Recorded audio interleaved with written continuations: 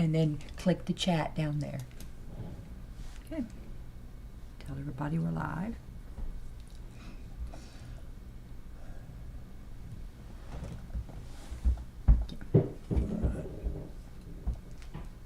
Move my camera just a little. Towards you? Okay. Just twist it just a little. Yeah, there you go. All right. Good. Let's see if everybody can hear you. I meant to turn this on so I could see. Well, it looks like it's Good Morning Oakcrest. Here we are in my study corner of the house before my computer online today. I don't know where to start exactly, but both sides of the world, several states here and all over Memphis and Tennessee. Yes, welcome. It's good to be here today.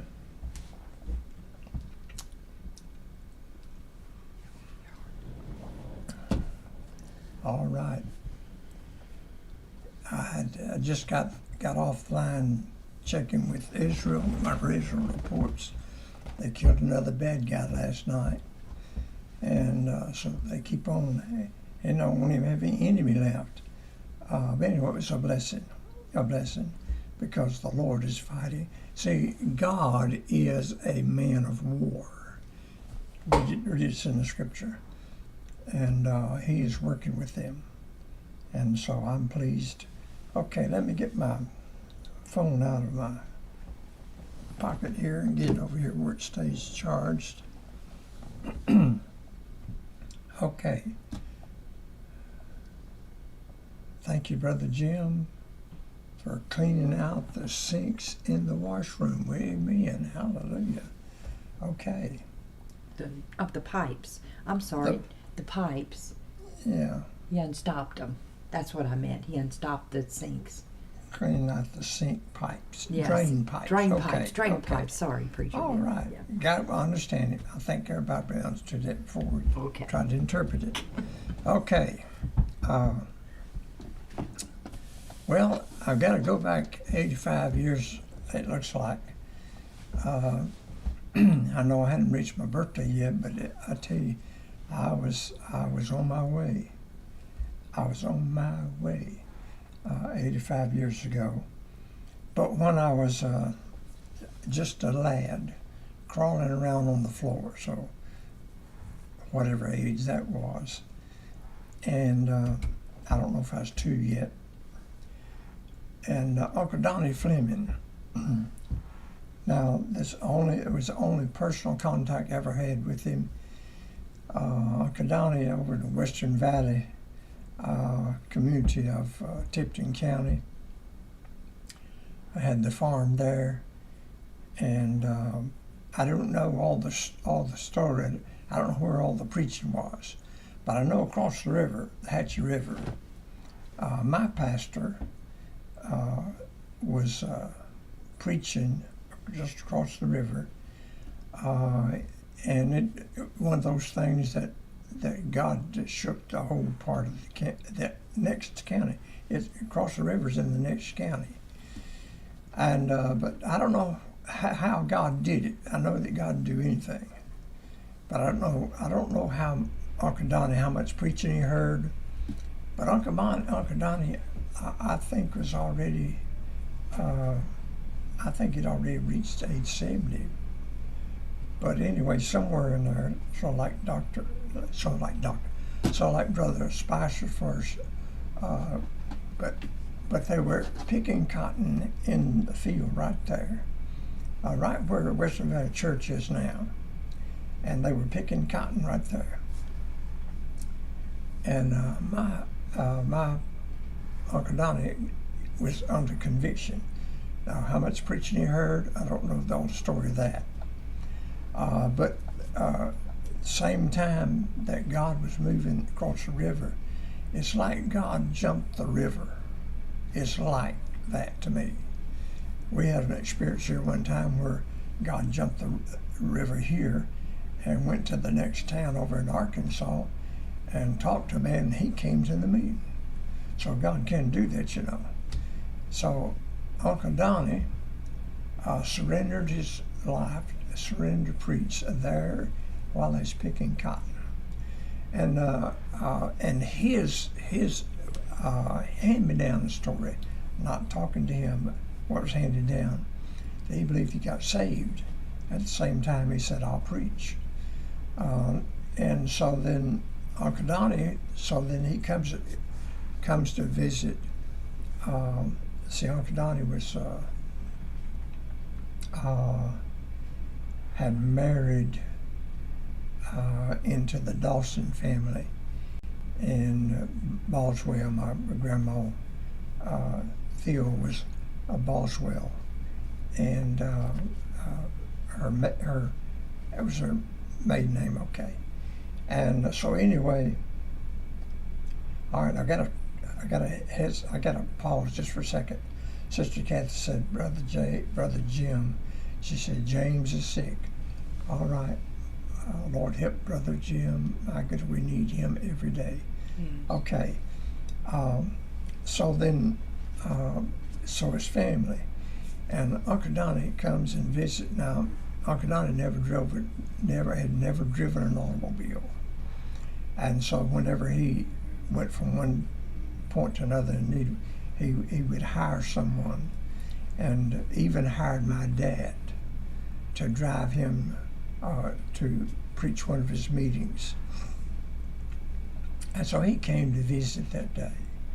And my mom, my pa, and I'm in the floor there in the front room, and Mom and Pa's room. My mother's there, and I'm crawling around on the floor. So I may have been 2 years old, but anyway, I was still crawling.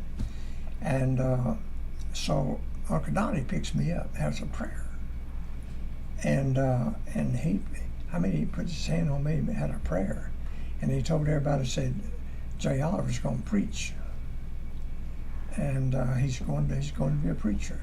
Now I'm just crawling around on the floor, okay?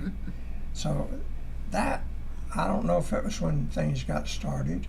Maybe it got started before I was born. But the people saying that I, as a lad, that I'd be preaching one day. Okay, Sister Sarah says, I think she's talking about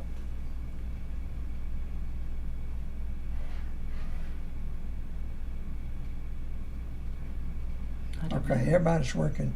She may have been talking about Brother Jim, but whoever's been helping work at the house over there, that's what she says. Yes, thank the Lord for all the work. I saw pictures this morning, photos she took. Okay, thank you. All right, thank you, everyone. All right, Sister Kim, I can finally say a huge prayer was answered. Adam hired a new guy, started yesterday, and thank you for the prayers and continue prayers that he will be a good employee, and said run some laps tonight. Okay. All right, on that, I was told that they offered a bigger salary that they've ever offered for this position, so maybe the fellow they hired is going to stay. Okay. That sounds, thank you, Sister Kim.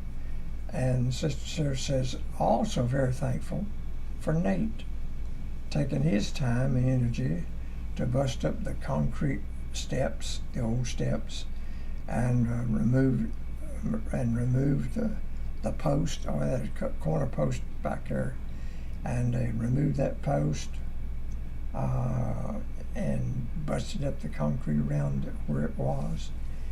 And he hauled off all the concrete.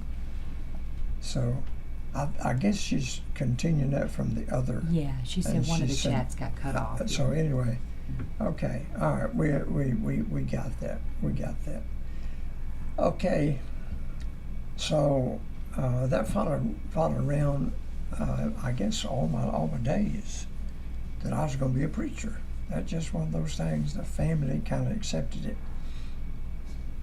and So something along the line there, we moved to Florence, Arizona for my mother's health after she had get some infection taken off her brain.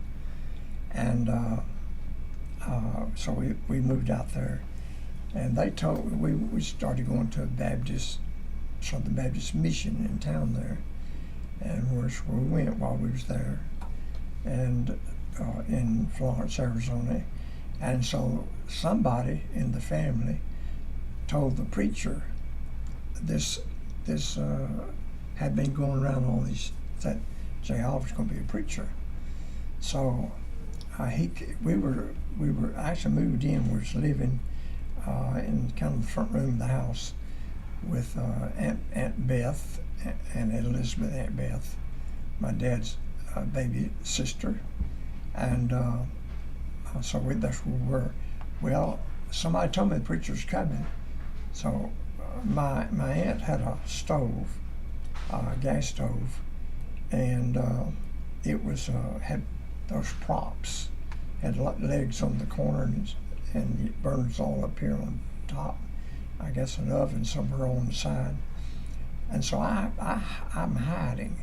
I get up under it thinking he won't see me, but he came right to me, and he said, I think he had some corn, and he said he'd give me if I'd come out and preach to him.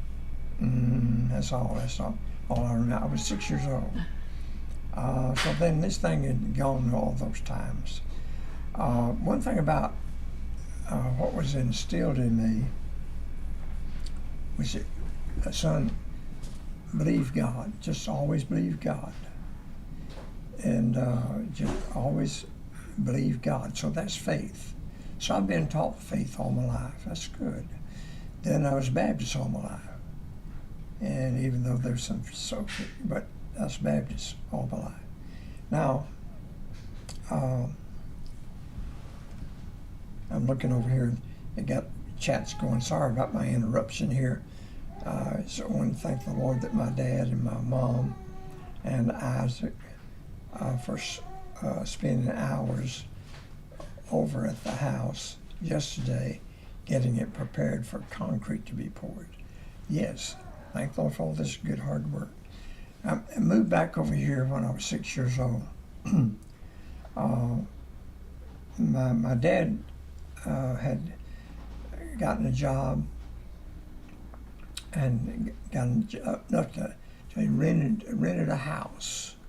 It was an adobe house, and it was on the far side behind the school there, school grounds, and right across from, it was across a little alley street, and had what we call monkey bars right on the corner on the school grounds, and I spent a lot of time on those monkey bars.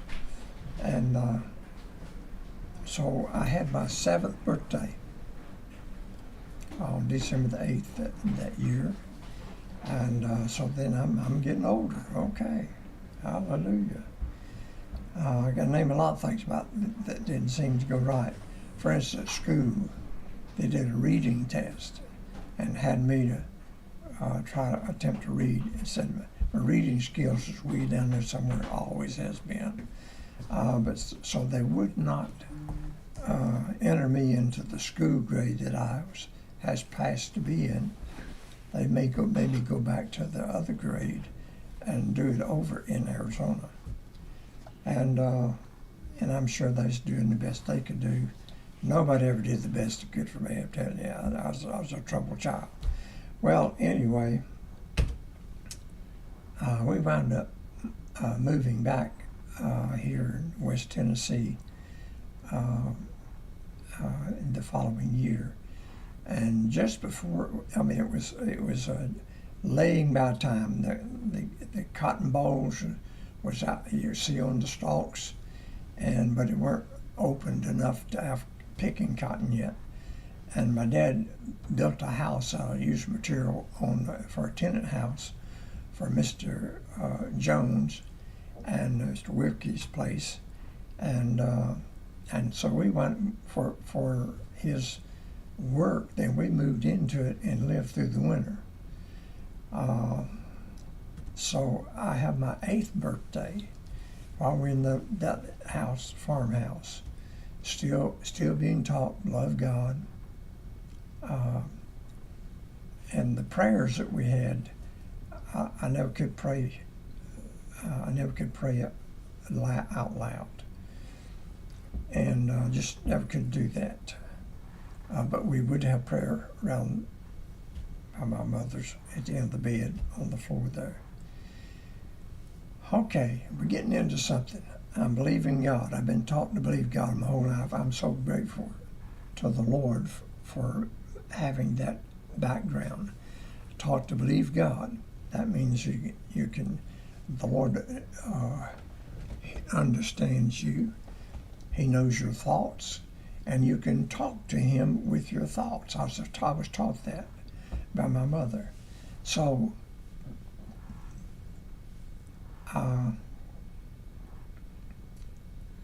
we moved back in the farmhouse.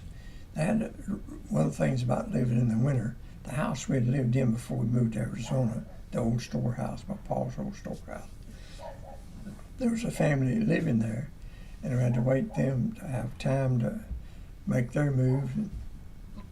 So after they made their move, then we moved out of the tenant house back into the old storehouse. Now,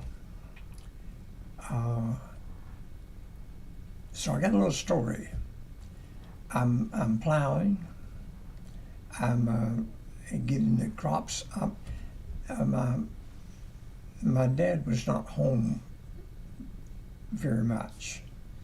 He would go off on a job and he'd be gone, and we wouldn't see him for long periods of time.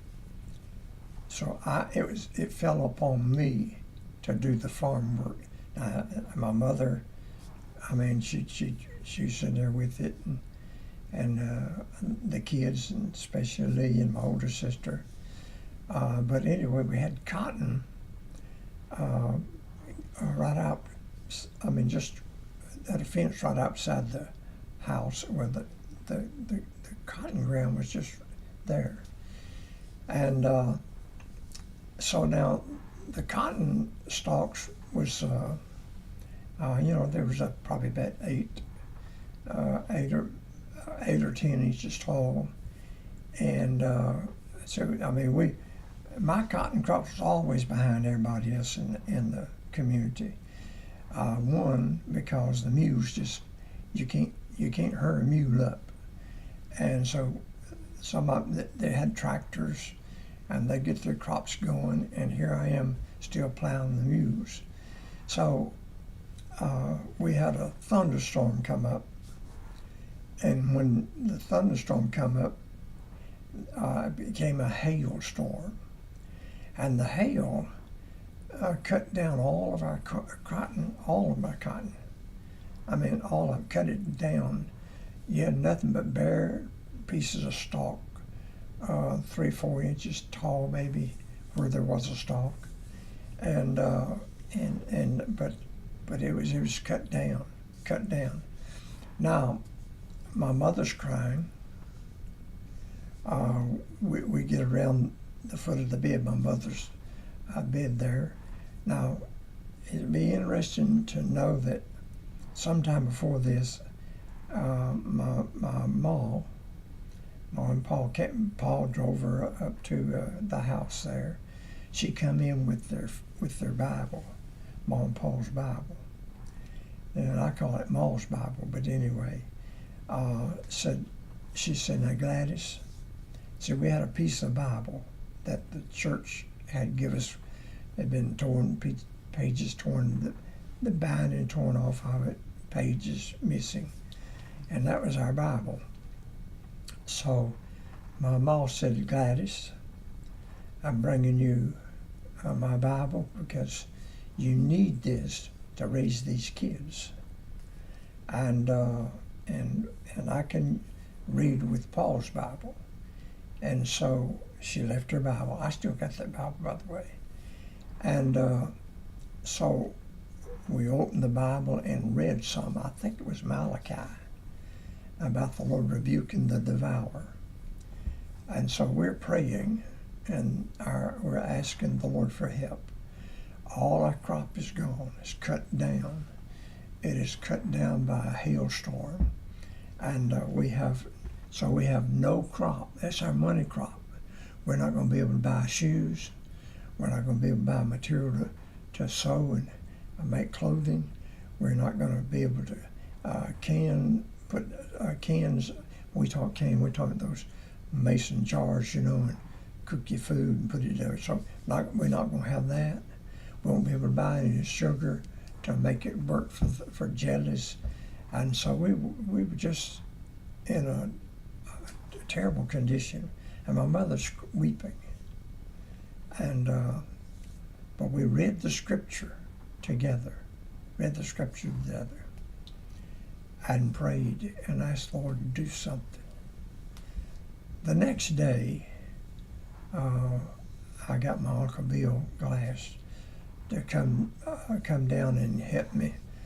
And I walked out across the field and asked him, I want his advice on what to do. And he said, sorry, son, it's just the crop is gone. It's too late in the year. June is coming on. And he said, it's too late in the year to plant and start over. I'm sorry, son, you can't do anything. So we left it at that. But each night we had our Bible reading, and my mother would try to, Lee, she could read good. Jeanette was doing pretty good about reading. Me, not so much, but at least we tried. And then we would have prayer. And then we'd get in bed. And the girls had a curtain, a rod, a wire with a sheet on it, separating, gave them a private room. And on the other side was Danny and I, we had a bed. And back here at the front, kind of almost front, was my dad and mom's bed. So by this time we had electricity. It's a big thing. It was always the coal lamps.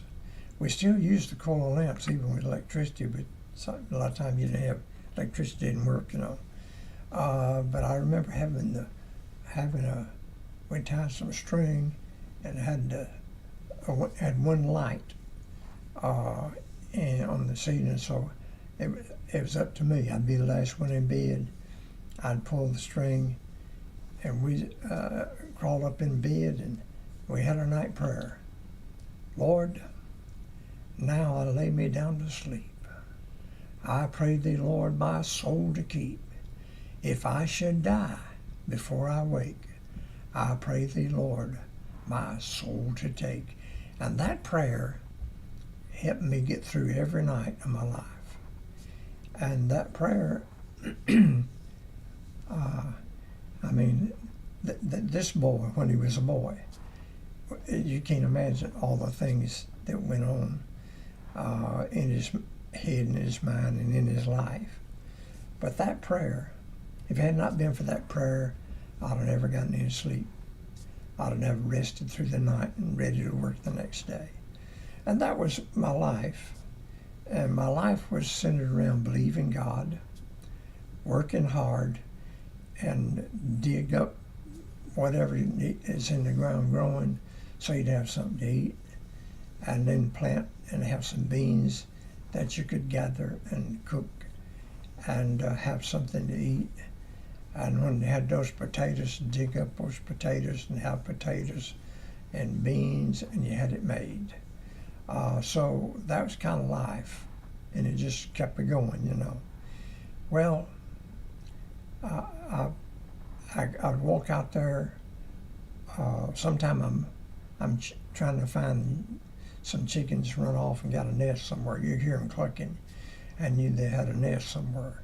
So I'd be out there hunting where the chickens had made a nest and try to collect eggs. And so I was paying attention to the stalks of cotton, and they begin to put out some leaves. And I told my mother, I said, Mother, I said, the cotton is coming alive. And finally, it took, she said, son, you just imagining things. It was, hey, I told her my life, you just imagine things. But finally, it got enough leaves that I got my mother to walk out there to look at it. And she cried again, this time with thankfulness. So you know what? We had a late crop. Everybody already had cotton picked and bales sold before our bowls opened up. So we had a late crop, but we did have a crop. But our stalks didn't grow up much, probably about knee high. I mean, had to get down on your knees to pick the cotton. But we picked the cotton. We didn't make a lot of bales, but we made enough. I got shoes. We all got shoes, and then the girls got some of those flour sacks from the store, you know, and my goodness, and then they call pulling. And after you pick cotton, then you'd have some molds that little nubbins, and they try to open them up, you know, and they call that pulling. And we pulled, you know, when you pull, there's a lot of difference in picking cotton. When you pulled, you can do 200 or 300 pounds a day, you know, in your sacks that way. And you didn't get very much. You didn't get very many cents a pound when you went to the scales, but they did buy it. We had enough then that we'd get the Sears Roebuck catalog out, and maybe November, and we make a list of, there's a shirt, oh boy, look at that, Danny, there's a shirt, I like that. And so we send our money to Sears. I actually came downtown here in Fraser, off of Watkins down here, which we're located, and they handle the country and ship it to you, you know. And sure enough, it would come just about in time for Christmas. And so that was a big event. We call that Mama's Bible. I like telling the story about that. And our song team here at the church has written a song, and they titled it Mama's Bible. Oh my goodness. And they start singing that. I get choked up. I can't help it. I just relive and get choked up how God was so good to us. He didn't give us a lot. He didn't give us 2 pairs of shoes. He didn't give us a lot of clothes to wear, but he gave us enough. And we, you know, in those days, you know, we just accepted we're poor, and that's the way it is. But the Lord gave us enough, and we had enough to eat. And we weren't able to put up jetties that year because we couldn't afford the sugar. But we were able to get our corn and to get our beans and such, you know. Turnips right on up until it freezing time, you know. And tomatoes, love tomatoes. And I worked for those tomatoes. We had tomatoes, thank the Lord. All right, I was taught to believe God. And the Lord proved himself in Malachi that you just do right, honor God, and love God, and you pray to him, and he will rebuke the devourer, and he'll bring it to pass. And he did it. He did. So faith was instilled in me from my birth, and I'm thankful for that. I'm thankful for that. That I was taught, as I have mentioned, that you could talk to the Lord right out of your thoughts, and he would hear you. So I would talk to the Lord, and whatever prayers there were, they was like that. And I've told this story at a church more than one time. But I'm not sure what age I was, but it was before the cotton deal and the Lord fixing those cotton stalks. It's before that, earlier in life. And there was my uncle is kind of next door in the farm there, and he went fishing, took the boys that were old enough, and I think that had something to do with it. But anyway, I wish my dad was there, and I could go fishing with my dad, and hadn't seen my dad in a long time, and but I remember I'm just going to run off from home, so I leave the farmhouse, and which is where Mom and Pa's house. It's where we were, where we spent most of our time, canning and so forth. And so I leave the house. I have to climb over the gate. I have to cross another fence, go past the milk barn, go past a little, we called it a little undergrowth trees, go past that and go down the hill, get down to the creek. I found a shallow place and start wading and jumping across the creek. And by this time I am highly upset emotionally. And my desires was, I wish my dad was there and I could go fishing with my dad. And I'm crying. I'm running off from home. Hadn't told anybody, but I'm running off from home. And I get to the little wood area on the hill, on the bank of the creek there, and it goes up at least what we call the graveyard level, and you get up through those trees, and then you'll have a place out there which we had another cotton field. So I'm walking, climbing like a walking up through those trees, and I'm praying. I'm praying in my mind to the Lord.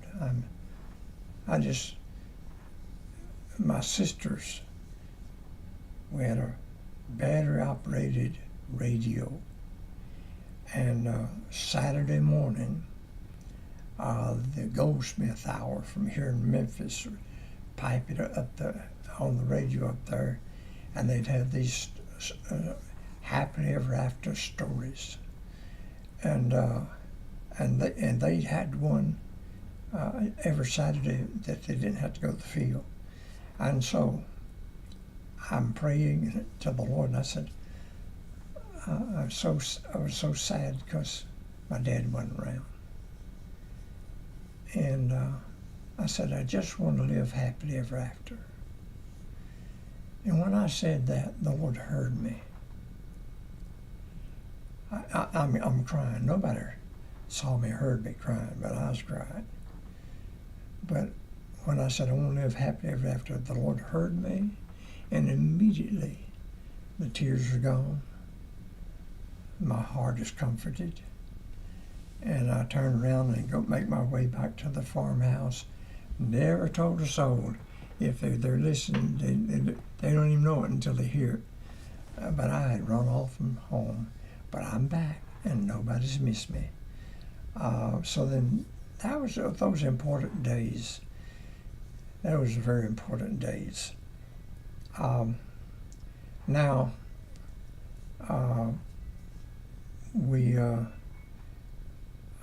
if my dad came home, and he wasn't home at times, he would tell me, I remember when it come to the Lord's Day, I'd want to stay home and not go to church. And we could walk to the church, or walk quarter mile, we walked to the church. And so my dad said, son, you're going to church. You can't stay here with me, you're going to church.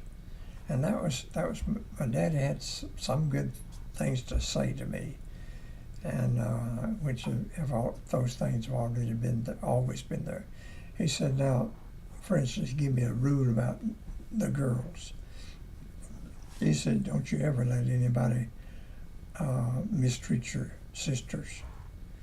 And he said, as far as that go, you defend any woman that's being mistreated. I kept that. We were working in a house there in the neighborhood, in the community, where they sunk down one of the doors in the house. They couldn't open or close the door. And my dad is got his level, and he's in the outside the house. I've got what they call the old house jack, and I'd drag it up on the house and get to the place, and sometime I'd bring a board with me, and I'd jack that truss over the floor joist. And then my dad would holler through the floor telling me what to do, and we got it fixed, and I'd carry shims up under there with me and put those shims on those little piers and block it so it'd stay up there. And I remember a lady at that house, after we got it done, and my dad, I don't know if my dad made it back to the house or just outside, but the lady said, son, see, my dad was known as a drunkard. And so she said, son, I want to tell you something about your dad. When he's not drinking, he's the best Christian we have in the community. Isn't that something? Isn't that something? Isn't that something? Yeah. Wow. I've always remembered that. Well, we got to move up somewhere in the story. I'm 11 years old, and we had a meeting in the old church, which is back on the hill. And at the same time, they were building the new church, which is where it's at right now on the highway. We had a meeting, well, I think they called it Vacation Bible School. We'd had a meeting in the old church, and then they finished up enough and had a baptistry. This was a big event. And the baptistry wasn't quite ready, but they was working on it in the new building. So now we have our first service in the new building. Everybody's excited. So we had gone, different ones had responded in the invitation in the old church, but we presented ourselves in the new church. And I was one of those, said, I was 11 years old, said, do you believe? And I would come, I was emotionally moved. I'd take the preacher's hand, and he said, Jerry Oliver, you believe that Jesus died on the cross for you, don't you? And I said, yes, sir. He said, that's it. And so then that afternoon, we walked down the hill to the Rocky Branch Creek, and we was all baptized in Rocky Branch Creek. Now, I've always believed that Jesus died on the cross for sinners, for the whole world. I believe the Bible. I was taught enough Bible to believe the Bible. And so I say, well, were you saved? Well, I thought it was, because that's what they said you had to do and you'd be saved. And they said this saying, said, when you got to be 12 years old, you get saved. And I was almost 12, all right? And that was just a cliche thing, saying when you get to be 12 years old, you can get saved. And so that's the way it was. But my real Christian living would last a day or two, sometime a week. Then I'm mean as a boy can be, you know. And so after that, this went on, for the rest of my life, looks back. So now I get married, and Patsy Charlene Trotter becomes my wife. And so now I get married, we can just do anything. But she was part of the church right there in town at Brighton, at the Presbyterian church. She didn't go maybe twice a year, but she's a member there. But me, I want to go to church. That's the way I grew up. So here I am, 19 years old, want to go to church. Nope, not going with you. I'm just not going to go to that Baptist church. So I went to church maybe 2 times in 2 years. But they sickened all the preachers on me and everything else trying to get me. They said, Jay just needs to be in church. We just got to get him in church. They felt like when I was 11 and going on 12 that I said, I believe. I said that was enough. He just needs to get in church. So all they worked about was not what to believe, but get in church. So they worked on that. Well, I get to be 21 years old. Things are kind of rough at home, and hard working's always been working 6 days a week, hard work, long hours. So anyway, and low pay. I didn't qualify other fellows that I knew that had jobs that could bring in money every week and so on. I didn't have that kind of job. And but I did work up to where I could bring about $28 a week home. And by the time it didn't last. It didn't go far. It didn't go far. My boss got part of that money, paid taxes. Well, I get my engine out of my car. I'm overhauling the engine. I borrow a chain horse, put it on the limb out in the front yard of the house we was living in there at Brighton. And the preacher at Brighton Baptist Church, Brother Pat Ledrum, we were renting half of the house. We shared the same bathroom, but you just hooked the door when you went in, so you just private, you know. And so we was on this side, Aunt Nancy was on that. We call her Aunt Nancy. Aunt Nancy Smith. She was actually related to me, but we call her Aunt Nancy. And so Aunt Nancy called Brother Pat Landers, I want you to come down with me and have prayer. And so they was on one side of the house praying for the little couple living on that side of the house. And Jane was already born. She's already walking, okay? So she's at least a year old, already walking. And so they're on that side praying for the couple living on this side.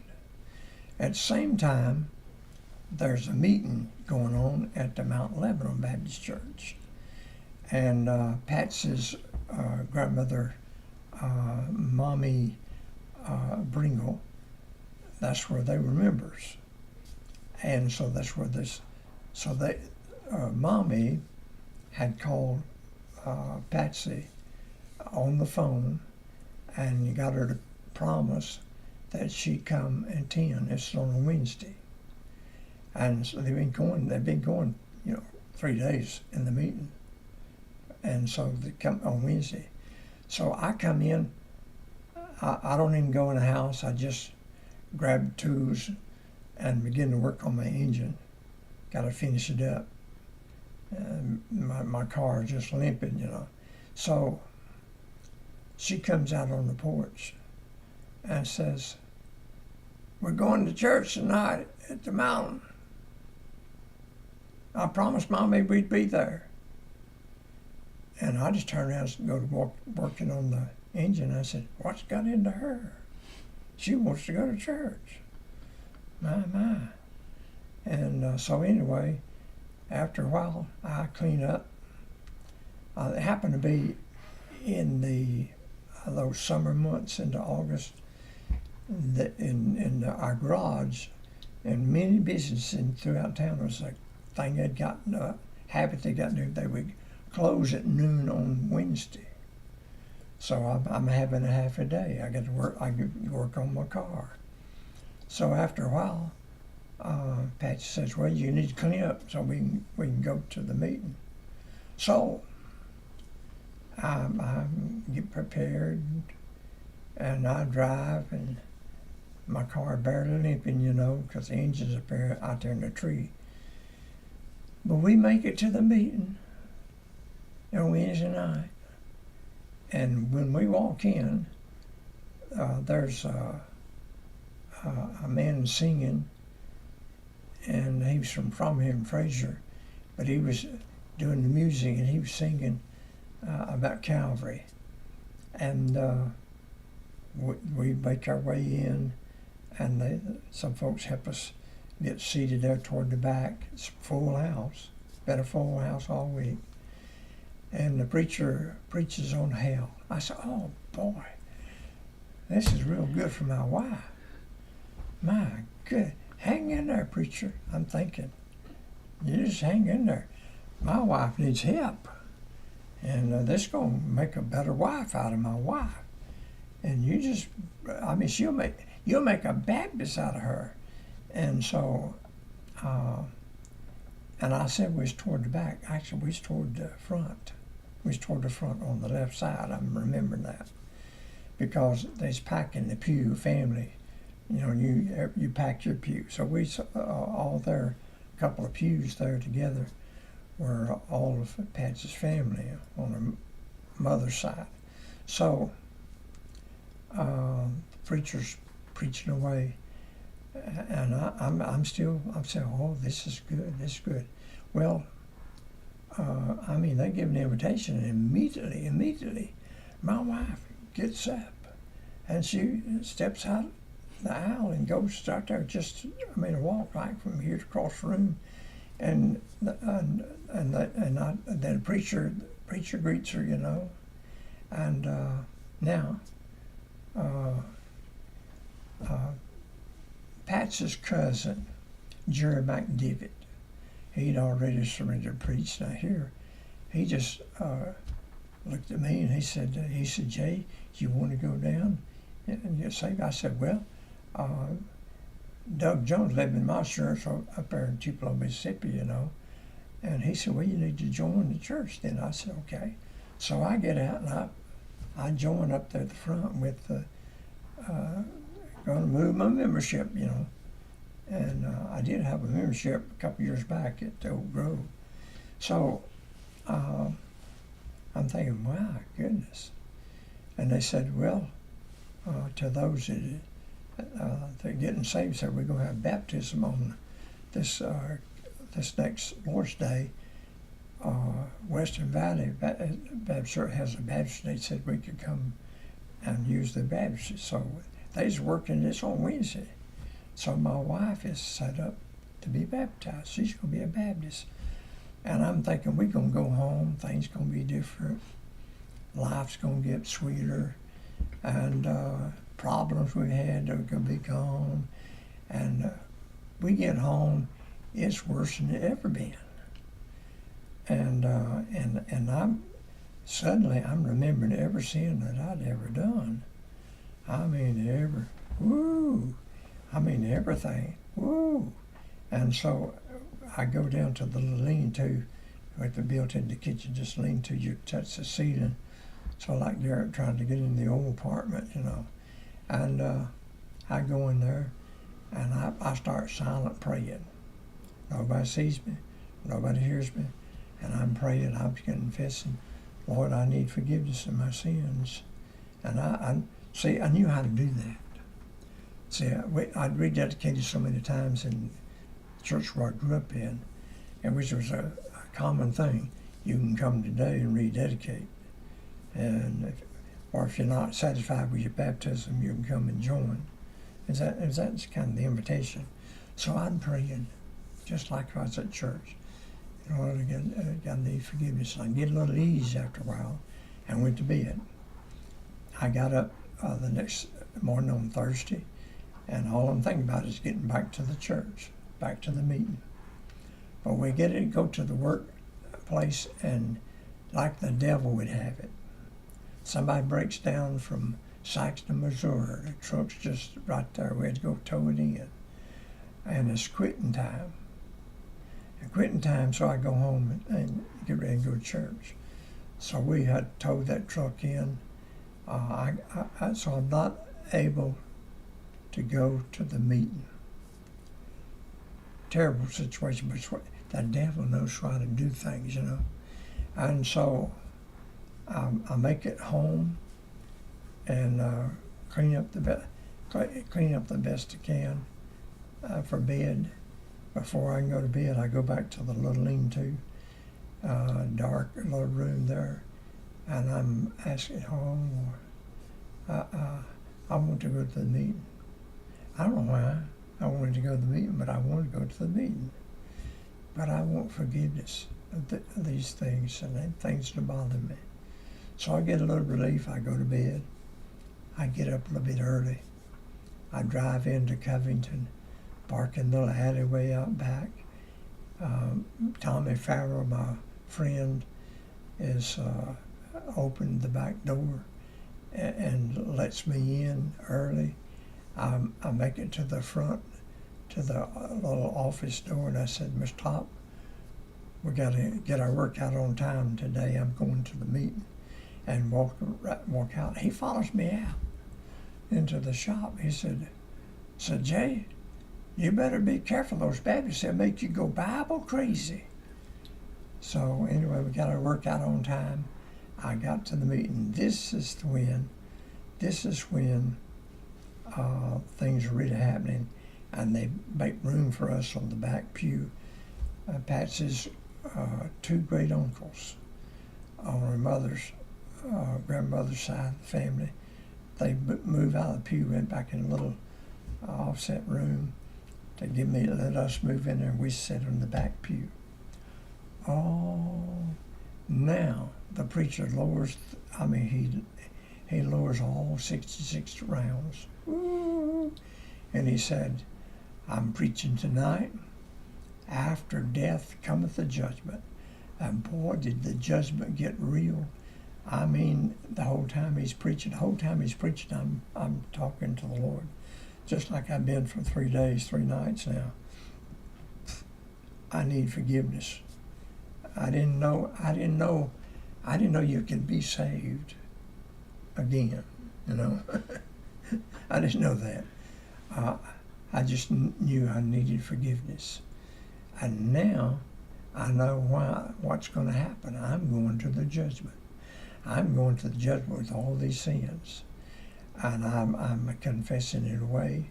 I mean, day and night, I'm talking about it the whole time now. The preacher's preaching, I'm just saying, I can't stand this. I got to have forgiveness. And I'm confessing, naming even desires of sin, things that I hadn't done yet, but I desired to. And I'm confessing that. I mean, I'm confessing this to heaven above. And the preacher is really, he's through, everything's through, the choir starts singing.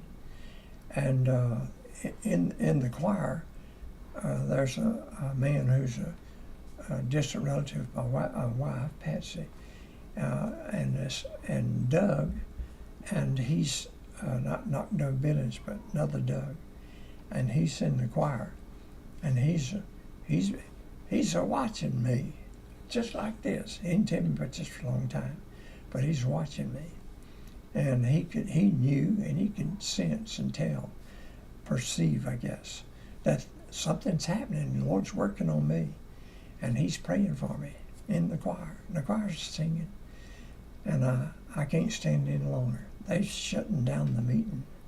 They've already said that this is the last night of the meeting. Preacher's going back to Mississippi, and meeting's going to be over with. And so then there's the last night. I saw, and after a while, I would not let go. But after a while, it's all over with. I'm going to the judgment. I had these little visions of seeing myself dead, even laying in a casket, stepping out the door and the car hit me. And I'm immediately going to the judgment. Not later on, but right now, that night, I'm going to the judgment. And I couldn't stand it any longer. And finally, I lifted my eyes up toward the ceiling, and the tiling, and it's like I was looking into the heavens. I mean, looking into the clouds. And I said, Jesus, if you'll just forgive me, I'll live for you. Immediately, in case anybody needs this, I didn't know what devils were. I didn't know that somebody could have devils. I was told I had them, but I didn't know if it's real or not. But I could literally feel down in my body pulling up, heaviness pulling up all the way to the top of my head and disappearing. And when that happened, I felt as light as a feather. And I didn't know much. I believed God, but I didn't know much. But at that moment, I believed that God in heaven had forgiven me of my sins. And immediately, they're still singing in the choir, you know. They don't want to shut it down. They got about 6 soldiers trying to get down there, and I was one of them. I never did move. This time it was different. I'm on the back pew. I wasn't trying to get down there. I was talking to God in heaven, and immediately the Lord. I never heard the Lord speak to me. For 21 years, I never heard the Lord speak to me. But at this moment, I did hear him. And he said, will you preach? These are the only words. I never heard from him before, but he said, will you preach? I told him just a moment before, I said, if you'll just forgive me, I'll live for you. And so then, to live for you, he said, would you preach? And I said, well, I'm scared of people. I'm scared to talk to people. And it was like, okay. And again, he says, will you preach? And I looked at my wife and daughter, and I said, I'll lose my baby. My wife will leave me. And, okay. It was like, these are answers I gave, but it was like, okay. And then he said, will you preach? I said, I just don't know the Bible. And he said, will you preach?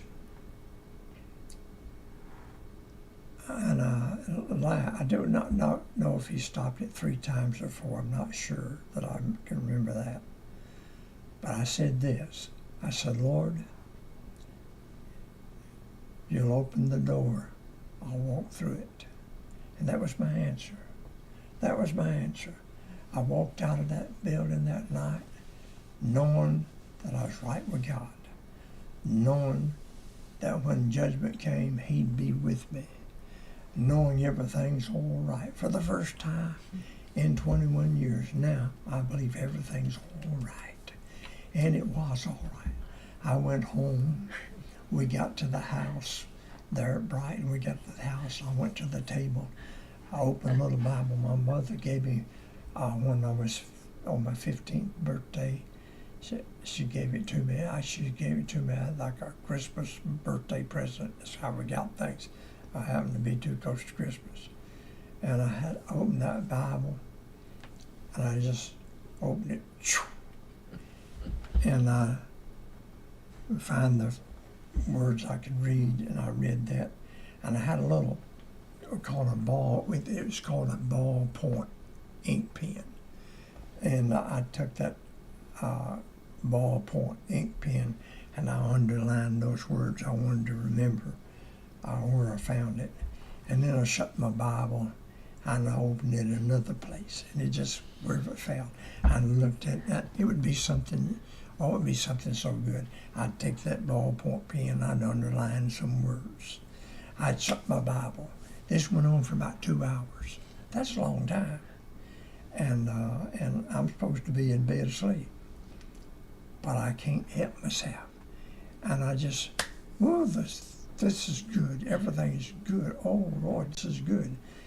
And I said, yes, Lord, I'll do that. Just what you said, just what I read there. Yes, I'll do that. And because I told him I would, now I gotta keep my word. And I was told from birth up that a man's word is important. And I gotta keep my word. I told the Lord I'd live for him. I told him, you open the door, I'll walk through it. And now watch now. Somebody says, did you know you were saved at that moment? No, I just knew I was right with God. Now this is on Friday night, so I'm anxious to get back to church, but then I go home up until the Lord's Day. So I got Patsy and little Jan. I got them ready for me, and to get there, I was the first one there. I parked all the way on the grass knoll, all the way close to the door. I'm the first one there. I go up and the doors open. You know, it ain't locked no doors. I'd open the doors, went through the little what called a vestibule, and this double opening, and I'm standing there in the double opening, and I'm waiting on Brother Mathis. Now I knew Brother Mathis, and he was a deacon there. He was chairman of deacons there. But I knew him from workplace. I serviced his truck, gassed it up every day, and so on. And so I knew him, and I was waiting on Brother Mathis. And so someone would come in. I said, I say, I'm waiting on Brother Mathis. Why don't you just stay here? And then here comes Doug Billings, and I said, waiting on Brother Mathis. Well, he said, well, he's coming. I just saw him. So Brother Mathis walked in. I said, now I'm going to talk to all these fellows. It must have been about 4 or 5 of them. And I said, look, I'm going to tell y'all. I'm just going to tell y'all what's happened, and then I want y'all to tell me what it is. And they said, okay. And I said, I began to go through what happened on Friday night, and how I said, Jesus, if you'll just forgive me, I'll live for you.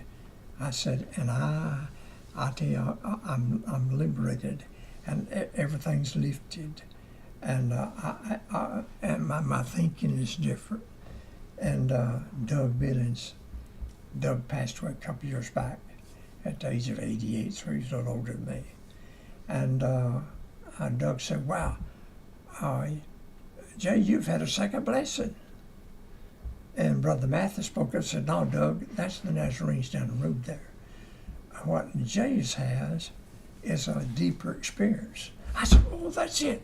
I wanted y'all to tell me what it was. It's a deeper experience. Never been doing anything like this. Yes, it's a deeper experience. Now, I want to tell you something. That's what was my testimony for a while. I would try to get people to go to church with me. And I said, I want to tell you, you go there and you sit with me, let the preacher preach, and you can have a deeper experience. That was really my testimony. But the more the scripture I read, the more I understood what the deeper experience was. It's called salvation. Oh my goodness. And as I began to learn these things, life took on meaning. All right. We've already got into overtime here, but that's a little testifying about some of those things that happened all the way up until I'm 21 plus years old. And love you, everyone.